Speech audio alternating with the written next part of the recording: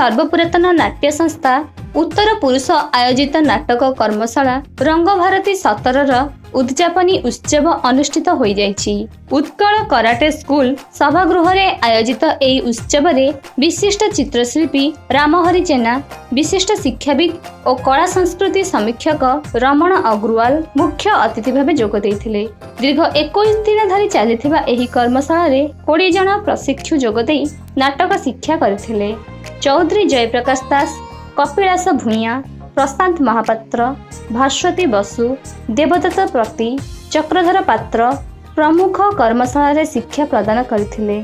उद्यापिनी संध्या रे देवदत्त पति निर्देशन रे छात्र छात्री माने क्षुद्र नाटक राजजेमा प्रदर्शन करथिले।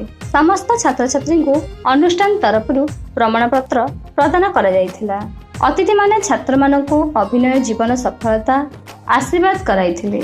उत्तर पुरुषर सभापति डॉक्टर प्रसन्न कुमार मिश्र सभापतित्व रे आयोजित एही आसर को संपादक देवदत्त पति परिचालना करथिले। बहु नाट्य निर्देशक, अभिनेता, लेखक और कलाकार जोग देथिले। रीमा न्यूज ऑफिशियल रु शुभश्री मिश्र।